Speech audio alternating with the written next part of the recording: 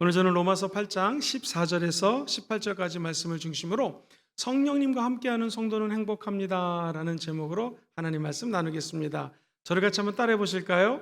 성령님과 함께하는 성도는 행복합니다. 우리는 누구나 다 행복하기를 원하며 살아가고 있습니다. 행복하려고 결혼하고요. 돈은 왜 법니까? 행복하려고 벌고요. 건강하게 살려고 노력하는 것도 행복하게 살려고 노력합니다.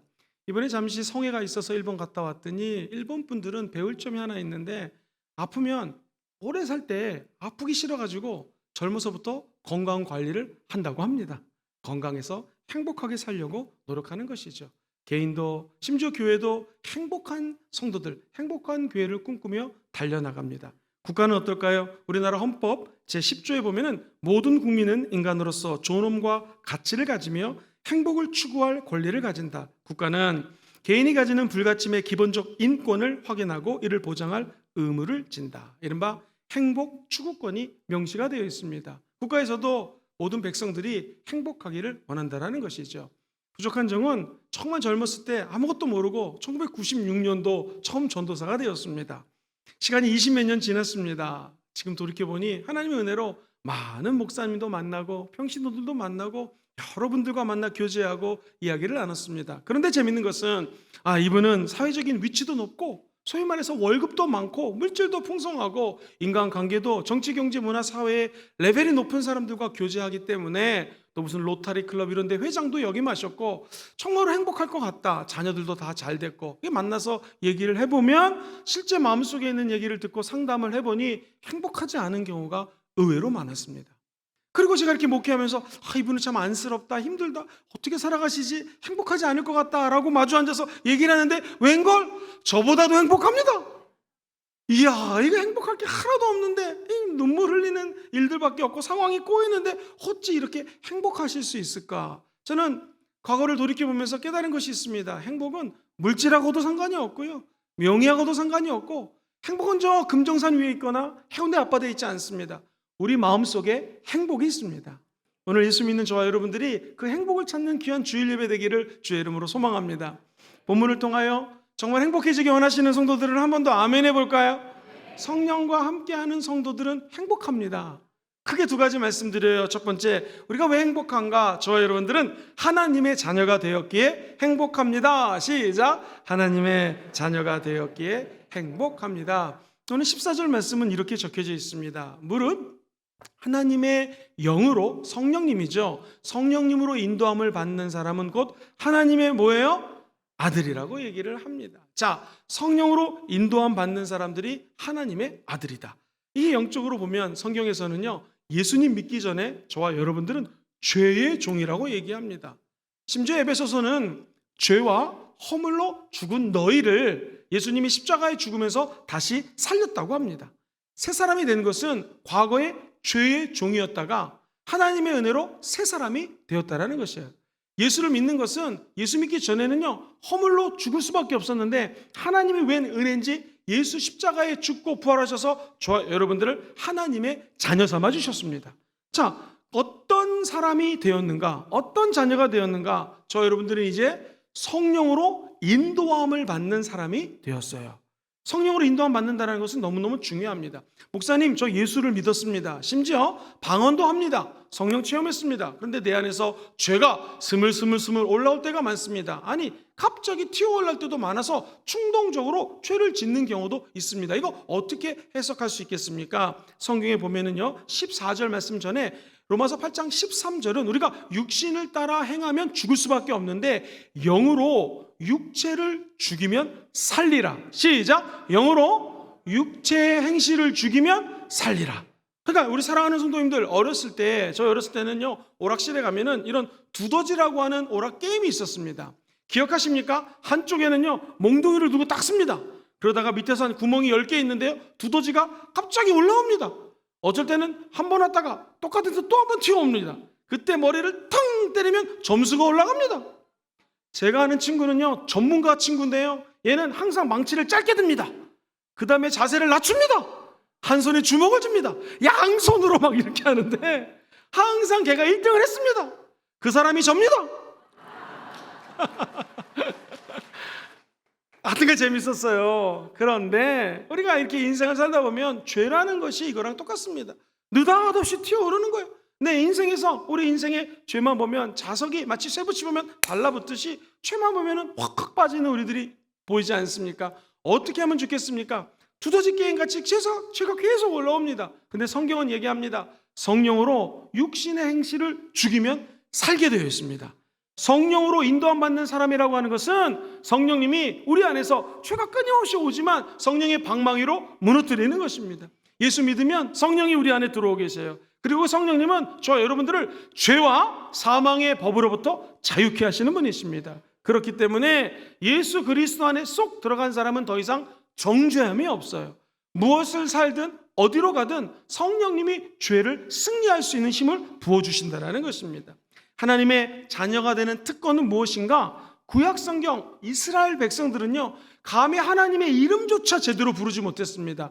하나님의 자녀가 된다? 꿈도 못 꿨습니다. 하나님의 임재를 보면 죽기 때문에 하나님을 만나기가 너무너무나 두려워가지고 야훼 하나님의 이름조차 제대로 부르지 못했던 백성들이 이스라엘이에요. 그러면 신학적으로 적어도 신약 성경까지 감히 하나님을 아빠 아버지라고 부를 수 있는 사람은 오직 예수님밖에 없습니다. 하나님의 영으로 인도함 받는 사람은 하나님의 아들이라 라고 14절에서 얘기하면서 15절 말씀은 이렇게 말씀합니다. 같이 읽어볼까요? 시작. 너희는 다시 무서워하는 종의 영을 받지 아니하고 양자의 영을 받았으므로 우리가 아빠 아버지라고 부른다. 다시 무서워하는 종의 영을 받지 않았다. 도대체 이게 무슨 말입니까? 종의 영이 아니라 양자의 영을 받았다라는 거거든요. 종의 영은요, 사람들이 특히 예수 믿지 않는 사람들 죄를 짓지 않습니까? 그러면 겉으로 즐거워하면서 술집에 가고 막 죄를 짓습니다. 그러나 그 마음속에는 두려움이 있습니다. 이렇게 살다가 내가 암에 걸리는 거 아닌가? 내가 아내에게 이렇게 죄를 짓고 살아남을 수 있을까? 라고 하면서 자기 마음속에 한없는 두려움이 솟아오르게 되어 있어요. 인간은 양심이 있기 때문에 그렇습니다. 그래서 죄를 지면 거기에는 두려움이 함께 다가오게 되어 있습니다. 성경은 이야기합니다. 저와 여러분들은 이 무서워하는 두려움의 영, 죄의 영을 받지 않고 한번 따라해볼까요? 양자의 영. 양자의 영이라는 것은 어덥션이거든요. 입양됐다라는 거예요. 입양할 수 있는 힘을 주시는 영. 저와 여러분들을 하나님 자녀로 입양시켜 주신 분이 있어요. 입양을 시켜 주신 분이 있어요. 그분이 성령님입니다. 그래서 이 양자의 영은 곧 성령님이세요. 성령님은 지금도 우리 안에 들어와서 저와 여러분들에게 하나님의 자녀되는 권세를 회복시켜 준다는 것입니다. 그렇다면 하나님의 아들을 예수님을 영접하신 분들은 한번 아멘 해볼까요? 성경은 요한복음 1장 12절 13절에 이렇게 얘기합니다. 영접하는 자, 저와 여러분들이죠. 예수를 영접하는 자, 곧 그 이름을 믿는 자들에게는 무슨 권세를 주셨다고요? 하나님의 자녀가 되는 권세를 주셨어요. 이제는 세상 사람들하고 틀리 하나님의 자녀의 권세를 가지고 살아간다는 것입니다. 목사님, 하나님 자녀의 권세가 무엇입니까? 예전에 전설의 고향이나 귀신을 꿈에 꾸면 무서워서 도망갔잖아요. 근데 예수 믿으면은요, 하나님 아버지 빽이 생깁니다. 예수님이 하늘과 땅의 모든 권세를 가지신 분이 우리가 믿는 예수님이에요. 그 예수의 영이 성령님이십니다. 성령이 우리 안에서 살아계십니다. 그러므로 옛날에는 귀신이 보면 무서워서 도망갔지만 한번 따라해볼까요? 예수 이름으로 명하노니 귀신은 떠나갈지어다 하고 예수 이름으로 기도하면 귀신이 떠나가게 되어 있습니다. 이것이 영적인 권세입니다. 내가 지나가는데 어떤 아이가 아저씨 나 5,000원만 주세요. 아마 안 줄 것입니다. 그런데 딸이 아빠 나 학용품을 사야 되는데 5,000원 주세요. 사실은 10,000원짜리가 더 좋아요. 그럼 5,000원짜리 사지 말고 10,000원짜리 사라 라고 하면서 아들, 딸이 원하는 것은 주죠. 자녀의 권세는 무엇입니까? 이제 저와 여러분들이 믿는 하나님은 아저씨가 아닙니다. 아버지입니다. 아버지께 기도하면 응답을 받게 되어 있습니다. 이것이 자녀의 권세입니다. 예전에 조용기 목사님 목회하실 때 목사님 방이 11층에 있었는데 아무나 올라가지 못해요. 그냥 줄 서서 목사님 만나려면 미리 예약하고 목사님께 기도받을 수 있는데 유독 한 어린이만은 문을 꽉 열고 들어갑니다. 그 어린이는 누구였을까요? 목사님의 아들이었습니다. 걔는요 아빠한테 가니까 예약도 필요 없어요. 아무 때나 아버지 방에 들어갈 수가 있는 거죠. 우리도 마찬가지입니다. 예수 믿는 사람들은 이제 예수 믿는 권세가 있는데 그것은 다시 말해서 하나님의 자녀되는 권세라는 것이죠. 근데 이게 혈통으로 믿은 게 아니에요. 육체를 따라 믿은 게 아니에요. 성경은 하나님의 뜻으로 자녀되었다라는 것입니다. 사람의 뜻이 아니라 하나님으로부터 난 자들이 예수 믿는 저와 여러분들이요, 하나님의 자녀라는 것입니다. 그래서 영어로는 이 거듭났다는 것을 born again, 다시 태어났다고 얘기합니다. 그리고 regeneration이라는 단어도 씁니다. 다시 탄생했다는 거예요. 그러므로 예수 믿는 저와 여러분들은 두 번 태어납니다. 첫 번째, 제가 만약 1981년생이면 81년 몇월 이틀 날 우리 육신의 어머니 아버지 밑에서 태어난 내가 있고요. 그 다음에 내가 최근에 예수를 믿었으면 2022년 며칠 날 예수를 믿었으면 거듭나는 거예요. 영적으로 다시 태어난 날이 있습니다. 그래서 우리 예수 믿는 사람들은 생일이 두 개입니다. 육신적으로 태어난 날, 영적으로 태어난 날입니다. 부족한 정도 장로교 통합 측에서 증조 할머니, 할아버지 전통을 따라 출석했기 때문에 교회 다녔습니다. 그런데 한 번도 성령에 대해서 들어보지도 못했고 거듭남에 대해서 크게 체험하지 못했습니다. 어느 날 예수 믿고 방언이 터지면서 구원에 대한 확신이 생겼습니다. 1992년 제 기억에 5월 27일 수요일 저녁 8시 성령 받은 날인데 그때 제 마음속에 구원의 확신도 임하고 하나님이 치유하시는구나 직접 체험할 수가 있었습니다. 여기 계신 모든 분들이 하나님의 자녀되는 이른바 구원의 확신을 체험하기를 주의 이름으로 축복합니다. 나아가 우리가 예수를 믿으면 성령이 우리 안에 계시거든요. 성령이 내 안에서 역동적으로 강력하게 능력을 행하시는 방언 체험도 하시고 성령님과 개인적인 만남을 가지게 되기를 주의 이름으로 축원드립니다. 생각하면 생각할수록 감사합니다. 천지를 만드신 하나님이 지금 우리 안에 들어와 계시는 거예요. 그리고 우리 앞길을 인도하고 계신다는 것입니다. 사랑하는 성도님들, 부모는 자식을 사랑합니다. 그러나 자식 때문에 생명을 주지는 못합니다. 그렇지만 하나님께서는 자기 독생성자 아들을 저와 여러분들을 사랑해서 이처럼 사랑해서 예수님을 보내주셨습니다. 예수 믿으면 죽지 아니하고 영원한 생명을 체험하게 된다는 것이죠. 이게 크리스찬의 소망입니다. 우리의 소망은 자녀가 서울대 들어가고 아파트가 한 채인데 두 채가 되고 이런 것도 소망이 있겠지만 참된 소망은 하나님의 자녀로서 천국의 소망을 가지고 살아가는 것입니다. 로마서 5장은 이렇게 얘기합니다. 소망이 부끄럽지 않게 하는 이유는 뭐냐면 하나님이 우리에게 주신 뭐로 말미암아? 성령으로 말미암아 하나님의 사랑이 우리 마음속에 부어졌다라는 거예요. 성령을 통해서 우리 마음속에 성령이 능력으로 사랑이 부어진 것입니다. 그러므로 하나님의 자녀라는 것은 성령을 통해서 하나님의 자녀로 이 땅에 살아갈 수 있고 육신의 행실을 아까 얘기했던 것처럼 망치로 성령으로 없앨 수가 있는 것입니다. 사랑하는 성도님들, 진실한 사랑은요 행함이 동반되죠. 우리 예수님의 사랑을 로마서 5장 8절은 이렇게 기록합니다. 같이 읽어볼까요? 시작. 우리가 아직 죄인 되었을 때에 그리스도께서 우리를 위하여 죽으심으로 하나님께서 우리에 대한 자기의 사랑을 어떻게 하셨어요? 확증하셨다는 거예요. 하나님이 저와 여러분들을 사랑하시기 때문에 확증하시기 위해서 독생성자 예수님을 보내주셨다는 것입니다. 저와 여러분들이 먼저 하나님을 사랑한 것이 아니라 하나님이 저와 여러분들을 먼저 사랑하셨어요. 그래서 사랑은 여기 있다 저기 있다 할 필요가 없는 것이니 하나님의 영이 거하는 것에 사랑이 있는 것입니다. 눈에 보이지 않지만 이곳에는 성령님이 거하시는 하나님의 성전입니다. 천군과 천사가 이것을 옹이하고 다스리고 있습니다. 하나님의 영이 이곳에 계시는 걸 믿으시면 아멘 해볼까요? 그곳에 자유함이 있는 거예요. 하나님 자녀되는 권세는 자유한 것입니다. 죄와 심지어 죽음까지도 넘어서는 성령의 은혜가 있기 때문에 저와 여러분들은 성령 충만한 삶을 꿈꾸는 것입니다. 사랑하는 성도님들, 미국의 철도노동위원회 회장을 지내고요, 유명한 테네시의 주지자를 2번이나 한 벤 W 후퍼라고 하는 유명한 정치인이 있습니다. 사진에 보시면 이분이신데, 이분은요 한 테네시주의 작은 마을에서 태어났습니다. 어렸을 때부터 아주 체구가 작았습니다. 근데 더 안타까운 것은 아버지가 누군지도 모르는 사생아였어요. 마을 사람들은 그런 벤 후퍼하고 잘 어울려 놀지를 않았습니다. 어렵고 조그만 애가 힘겹게 자랐습니다. 12살 되었을 때에 이 마을에 젊은 목사님이 오셨는데 설교도 잘하시고 누구든지 상담을 원하시면 다 상담도 해주신다고 이야기를 합니다. 목사님이 가는 곳마다 분위기가 밝아진다고 해서 이 벤 후퍼가 저 맨 뒷자리에 앉아서 열심히 예배를 드리고 사람들 만날까봐 축도하기 전에 몰래 집으로 갔습니다. 어느 날 그날도 주일 예배를 드리는데 목사님의 설교가 너무 은혜스럽고 기도할 때 너무나 큰 감동을 받았습니다. 그래서 자기도 모르게 얼떨결에 목사님 축도할 때까지도 나가지 않고 성령의 임재 가운데 그 자리에 있었습니다. 이제 목사님이 뒤로 가서 성도 한 사람 한 사람들을 안수하는데 갑자기 사람들의 분위기가 썰렁해집니다. 목사님이 실수하셨는지 네가 누집 아들이었더라 이렇게 얘기를 했습니다. 분위기가 갑자기 싸해졌는데 갑자기 목사님이 알았다는지, 알았다, 너의 아버지는 하나님 아버지시구나, 너 아버지는 이제부터 하나님이시다 라고 하면서 애가 뒤로 가는데 잊지 말아라, 너의 아버지는 하나님이시다. 어느 날 이 아이는 커서 주지사가 되었고, 원래 정치 잘못하면 다음에 떨어지는데 두 번째 또 당선이 되었습니다. 그때 수많은 신문 기자들이 인터뷰합니다. 이렇게 이야기를 했습니다. 그날 젊은 목사님이 네가 하나님의 아들이다 라고 말을 한 그날 바로 이 테네시주의 주지사가 태어난 것입니다. 그렇습니다. 부모는 우리보다 먼저 떠날 수 있고 심지어 자식을 버릴 수 있지만 하나님 아버지는 버리지 않습니다. 이것이 하나님의 자녀된 축복입니다. 그래서 우리는 행복한 것입니다.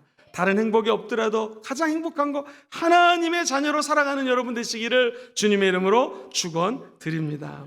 로마서 8장에 보면 하나님의 자녀된 축복들이 얼마나 많이 나온지 모릅니다. 그 중에 가장 큰 축복은 무엇인가? 26절 말씀이에요. 같이 읽어보죠. 시작. 이와 같이 성령도 우리의 연약함을 도우시나니 우리는 마땅히 기도할 바를 알지 못하나 오직 성령이 말할 수 없는 탄식으로 우리를 위하여 친히 간구하시느니라. 성령님은 지금도 저와 여러분들의 연약함을 도우십니다. 우리가 얼마나 연약한지 마땅히 기도할 바를 알지 못해요. 어리석어서 주님 이거를 주시옵소서 라고 A를 달라고 얘기합니다. 근데 하나님은 B를 주기 원하세요. 나중에 보면 A보다 B가 훨씬 좋다는 것을 깨닫게 된다는 것이죠.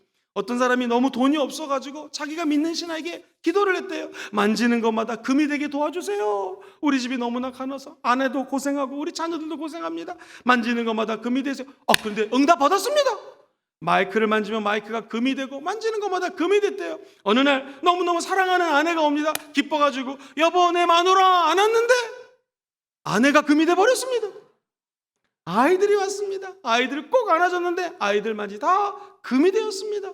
사랑하는 성도님들, 우리가 금 달라고 뭐 달라고 소원하며 기도하지만 하나님의 뜻대로 기도 못할 때가 얼마나 많습니까? 이게 우리 어리석음이거든요. 그런데 성령님은 그 어리석은 저와 여러분들 안에 들어와서 내주하시고 말할 수 없는 탄식으로 기도해 주신다는 거예요. 마음을 감찰하시는 분이 하나님이시는데 이 하나님이 성령의 생각을 아십니다. 그래서 성령이 한번 따라해볼까요? 하나님의 뜻대로 성도를 위해서 간구하십니다. 성도를 위해서 마음을 감찰하신 하나님이 모든 걸 아셔서 성령님이 지금 우리 안에 들어오셔서 저와 여러분의 개인의 뜻이 아니라 말할 수 없는 탄식으로 하나님의 뜻을 따라 기도해 주고 계신다는, 얼마나 행복합니까?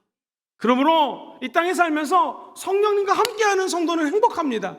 왜? 하나님의 자녀가 되었기 때문에 그렇습니다. 사랑하는 성도님들, 존 포일이라고 하는 유명한 작가가 내 영혼을 울린 이야기라는 책을 적었습니다. Stories from my heart라고 하는 영어로 된 책인데 이 책에 이런 내용이 나옵니다. 어떤 유명한 부자가 돈이 많다 보니까요 그림을 사들이기 시작합니다. 이 그림 사는 분들은요 우리가 볼 때는 5천만 원, 1억 되게 큰 돈인데 아깝지 않고 그림을 사들입니다. 그림 모으는 게 취미예요. 하나밖에 없는 아들이 아버지 제가 부잣집 아들로 태어나서 고생 한번 하고 싶으니 월남전에 좀 참전하겠습니다. 안 된다 말렸는데 결국에 아들이 월남전에 참전합니다. 안타깝게도 월남전에 가서 죽습니다. 시간이 지나서 이 슬픔과 아픔을 감당할 수 없이 너무너무 고통 가운데 있는데 아들 친구가 찾아옵니다. 아버님, 사실은 우리가 죽어야 될 상황이었는데 아들이 폭탄을 달려가서 자기가 폭탄을 혼자서 안고 혼자 죽었기 때문에 제가 살아날 수 있었습니다. 저 유명한 화가는 아니지만 미대를 나왔기 때문에 아드님의 얼굴 초상화를 그려서 이렇게 드립니다. 아버지가 보니 세계적인 작가는 아니기 때문에 예술성은 떨어지지만 아들의 그림을 잘 그렸다고 합니다. 고이고이 간직했어요. 시간이 지나면 누구나 죽게 되어 있습니다. 이 아버지도 결국에는 죽게 되었습니다. 나중에 수많은 그 고가의 그림 작품들을 경매하게 되었습니다. 여기서도 사람이 오고 저기서도 수많은 사람들이 모였습니다. 먼저 경매를 진행하는 사람이 얘기합니다. 오늘 첫 번째 이 초상화 돌아가신 주인의 초상화를 먼저, 아들의 초상화를 사가실 분 손 드십시오 했더니 저 수없이 많은 그림들에 비하면 예술적 가치가 떨어지기 때문에 아무도 안 사요. 근데 한 사람이 손을 듭니다. 그 집의 정원사였습니다.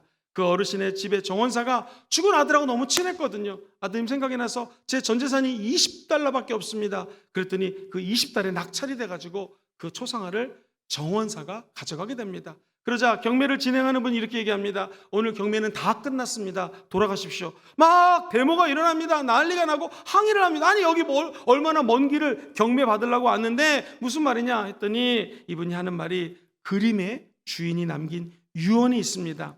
아들의 초상화를 가지고 가는 사람에게 모든 그림을 다 가지게 하라고 그랬습니다. 그러므로 여기 있는 모든 고가의 그림들은 다 이분의 것입니다 하면서 꽝꽝꽝 하고 경매가 끝났다라는 것입니다. 부자는 아들이 너무나 귀하기 때문에 아들을 알아주는 사람에게 모든 것들을 다 주고 싶었던 것입니다. 이 얘기를 들으면서 저는 우리 하나님 아버지의 마음이 생각났습니다. 하나님은 지금도 하나님의 아들 예수 그리스도의 가치를 알아주는 사람을 찾고 있다는 것입니다. 세상 사람들은 예수가 왜 십자가에 죽었는가 조롱거리죠. 왕으로 온 그가 왜 십자가에서 저렇게 처참하게 죽었는가. 그러나 하나님은 그 예수 그리스도 자기 아들의 죽음의 고상함, 그분의 높고 높은 가치를 인정해 주는 사람을 찾고 있습니다. 저 여러분들이 그 사람이 되어서 저 세상에 믿지 않는 수많은 사람들에게 예수 그리스도 하나님 아들의 가치를 증명하는 여러분 되시기를 주의 이름으로 축원드립니다. 성령은 어떤 분이신가? 다시는 무서워하는 저주의 영, 무서워하는 종의 영을 받지 않았습니다. 우리는 양자의 영을 받았습니다.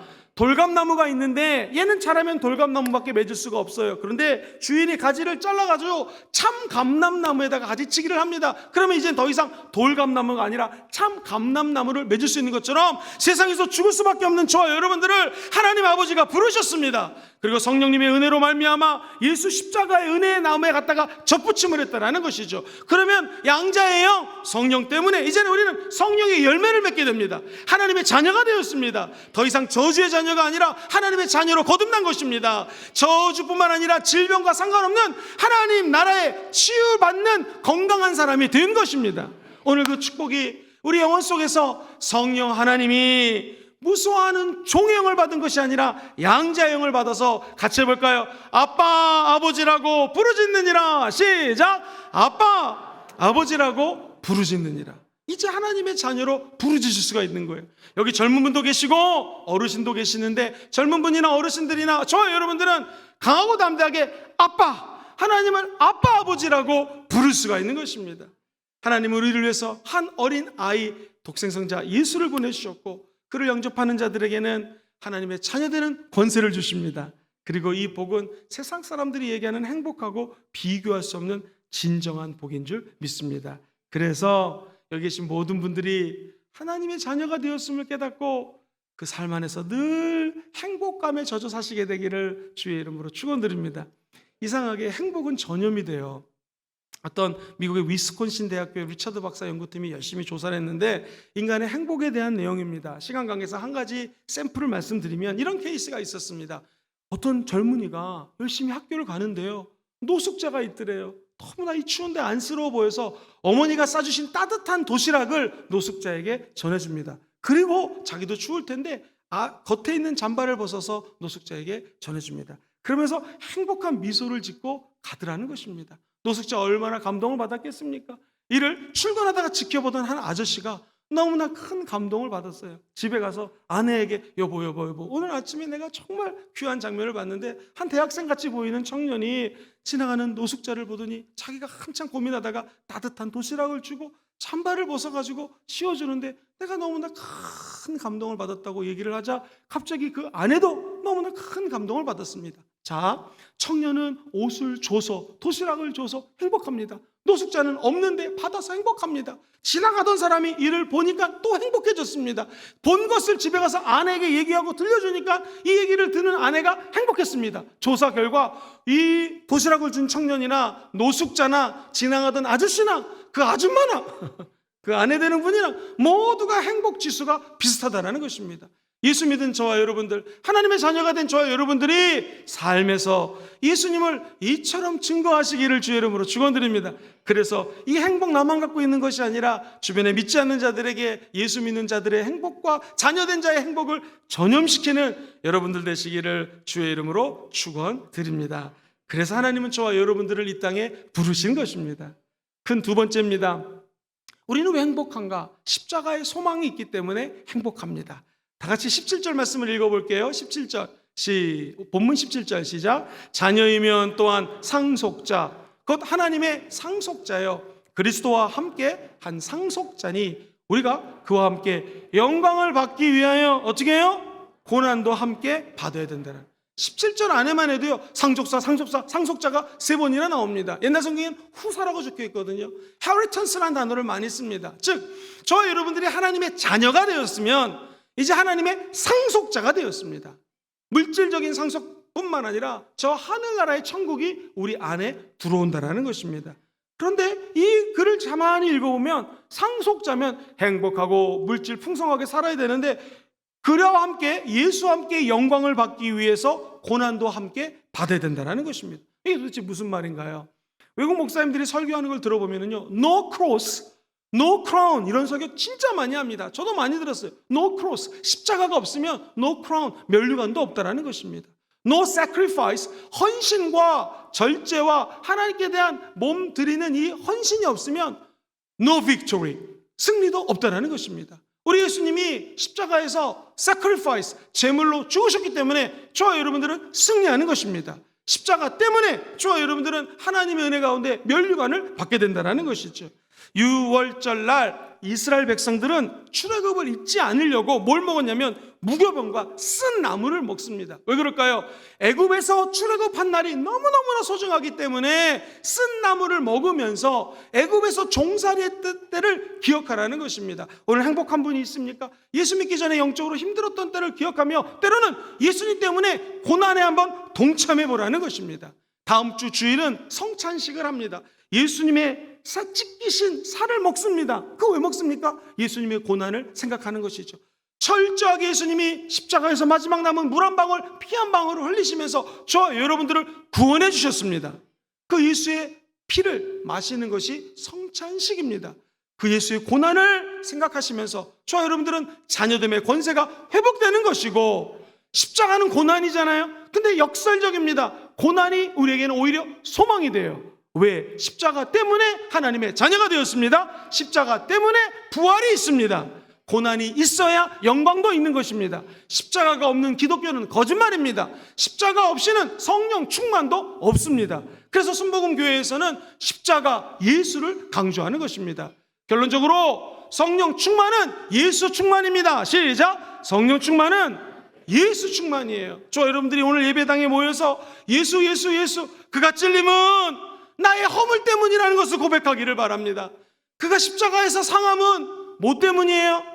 우리의 죄악 때문입니다. 셋째 줄 한번 읽어보겠습니다. 잘 띄우셨어요? 방송실 박수 한번 쳐줍시다. 셋째 줄 시작. 그가 징계를 받음으로 우리가 평화를 누립니다. 그 다음 시작. 그가 채찍에 맞음으로 우리는 나음을 받았도다. 할렐루야. 그가 찔리고 상하고 징계를 받고 채찍에서 맞았기 때문에 저와 여러분들에게 구원을 받을 수가 있었고, 자녀가 될 수가 있었고, 축복을 받을 수가 있었고, 하나님이 주시는 행복을 받고 누릴 수가 있는 것입니다. 그래서 우리 예수 믿는 사람들은요, 예수 그리스도의 십자가가 고난으로 끝나는 것이 아니라 십자가에 소망이 있어요. 로마서 8장을 보면은요, 쭉 십자가에 은혜 받은 자들이 어떻게 살 것인가 얘기하다가 38절 이하에 이렇게 얘기합니다. 내가 확신하노니 사망이나 생명이나 천사들이나 권세자들이나 현재일, 지금 현재일이 있죠. 앞으로 다가올 장래일이나 능력이나 39절 같이 한번 읽어볼까요? 시작. 높음이나 기쁨이나 다른 어떤 피조물이라도 우리 주 그리스도 예수 안에 있는 하나님의 사랑에서 끊을 수 없으리라. 할렐루야. 우리는 이 땅에서 발을 딛고 살고 있지만 우리는 이 땅에 속한 사람이 아닙니다. 남산동에 모여 있지만 우리의 소속은 저 하늘나라입니다. 저 여러분들의 시민권은 저 하늘나라에 있는 것입니다. 그러므로 이 땅의 삶은 잠시 나그네라는 것을 기억하셔야 됩니다. 외국에 나가면 우리나라가 쓰는 돼지코 같은 220V를 쓰지 않습니다. 그러면 한 번은 안 가져갔습니다. 이 시계를 충전해야 되는데 이 돼지코가 없으니 충전을 못합니다. 그럼 어떻게 생각하겠습니까? 하루 이틀 이 시계 안 보면 핸드폰 보면 되지 라고 생각하면서 나그네 길이기 때문에 잠시 이틀 3일 참았다가 한국으로 와서 사랑하는 돼지코 꼽아가지고 충전하면 되는 거 아니겠습니까? 누가 나그네 길 외국 나가가지고 아이고 돼지코 안 갖고 왔는데 한스럽다 불평하겠습니까? 나그네 길은 그냥 나그네 길이라는 것이죠. 우리는 어떻습니까? 인생 긴 것 같지만 70년, 80년, 100년 짧은 기간입니다. 짧은 기간 이 땅에 살면서 나그네 길 사는 것이죠. 진정한 충전은 저 천국에 가서 이루어지게 될 것입니다. 충전기가 없어도 핸드폰이 없어도 시계가 없어도 불평하지 않을 것은 하나님이 우리와 함께 하시며 진정한 영적인 충만과 충전은 저 천국 가면 이루어질 거기 때문에 우리는 나그네 길을 하나님과 동행하며 행복하게 걸어가는 것입니다. 오늘 그 은혜가 여러분과 함께 하시기를 진심으로 축원드립니다. 빌립보서 3장 21절을 같이 한번 읽어볼까요? 시작. 그가 만물을 자기에게 복종하게 하실 수 있는 자의 역사로 우리의 낮은 몸을 자기 영광의 몸의 형체와 같이 변하게 하시리라. 할렐루야. 저와 여러분들이 부활하신 예수님처럼 병들지 않고 늙지 않고 쇠하지 않고 깨어지지 않는 영생의 축복을 주신다는 것입니다. 영생의 몸을 잇는 순간이 있을 거기 때문에 현재의 고난은 장차 다가올 영광과 비교할 수 없다는 것입니다. 영어 성경에 비교할 가치가 없다고 얘기를 합니다. 왜? 영광이 너무 크기 때문에 현재의 고난을 인내하라는 것이죠. 로마서 5장은 차라리 예수 믿는 사람들은 현재의 고난 가운데서도 즐거워하나니 왜 그럴까요? 현재의 고난은 한번 따라해볼까요? 인내는 연단은 소망을 이루는 줄 알미라.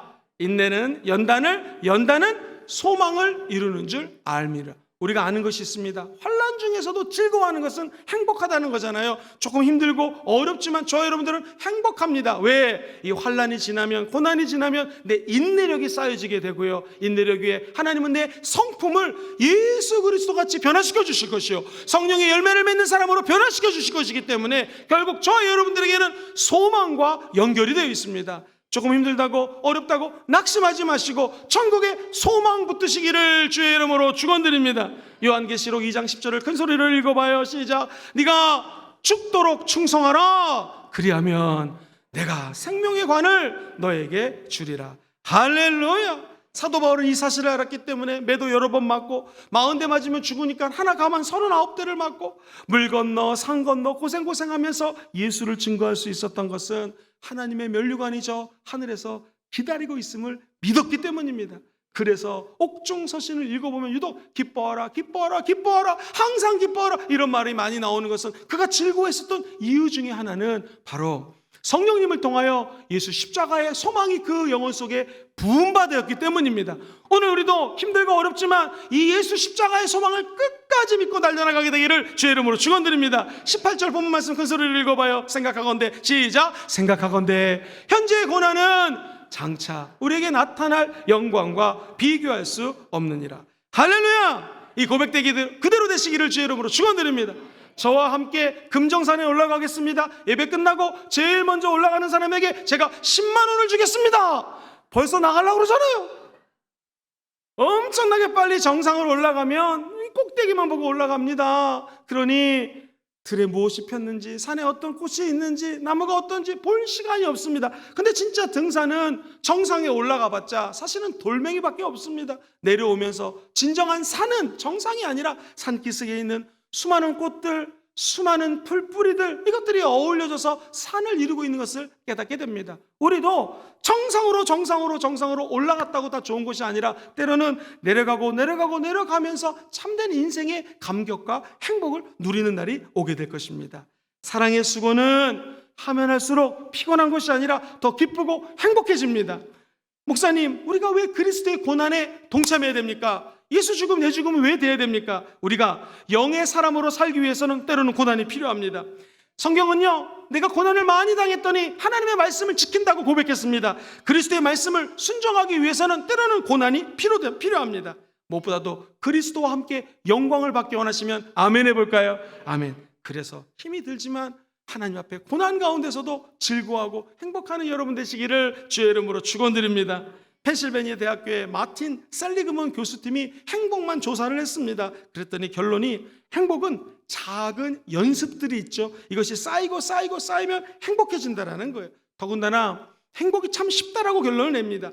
잠이 들기 전에 가족을 한번 꼭 안아주고 1분이라도 30초라도 기도해 주는 것, 여기 행복이 있습니다. 눈을 뜨자마자 거울을 바라보며 자기에게 미소를 지어주며 하나님의 형상대로 참 잘생겼다, 할렐루야 라고 하시면서 오늘 하루 내가 예수와 함께 부활했습니다, 예수님 나를 도와줄 줄 믿습니다 하면서 새롭게 하루를 행복하게 시작하는 것, 이런 데 행복이 담겨 있다는 것입니다. 아침밥을 꼭 챙겨 먹고 밥 먹을 때 혼자 먹지 않고 집에 들어갈 때는 힘든 일이 있어도 얼굴을 쫙 펴고 들어가고 내가 하는 일을 부족하지만 스스로 칭찬하고 격려하면서 작은 행복이 쌓이다 보면 나중에 정말 큰 행복이 우리 마음속에 채워진다는 것입니다. 사랑하는 성도님들, 한 주 동안 마귀는 죄도 심어놓고 유혹도 심어놓고 행복하지 말라고 얘기할 것입니다. 그러나 우리는 하나님의 자녀가 되었기 때문에 행복합니다. 무엇보다도 십자가는 소망이기 때문에 행복합니다. 모든 지뢰밭을 예수 자녀의 권세로 극복하시고 마귀가 주는 유혹을 십자가의 소망으로 극복하셔서 한 주 동안의 작은 행복들이 쌓이시고 다음 주에 만났을 때는 엄청나게 큰 집적된 행복으로 저와 여러분들이 주일 예배 드리게 되기를 주의 이름으로 축원드립니다. 축원드립니다. 말씀 정리합니다. 두 가지입니다. 행복하게 원하시면 아멘 해볼까요? 어떻게 행복하게 살 수 있을까요? 첫 번째, 하나님의 자녀가 되었기 때문에 우리는 행복합니다. 시작. 하나님의 자녀가 되었기 때문에 행복합니다. 두 번째 같이 읽어보죠. 시작. 십자가의 소망이 있기 때문에 행복합니다. 이 행복감 가지고 평생 함께 달려가기를 주의 이름으로 축원합니다.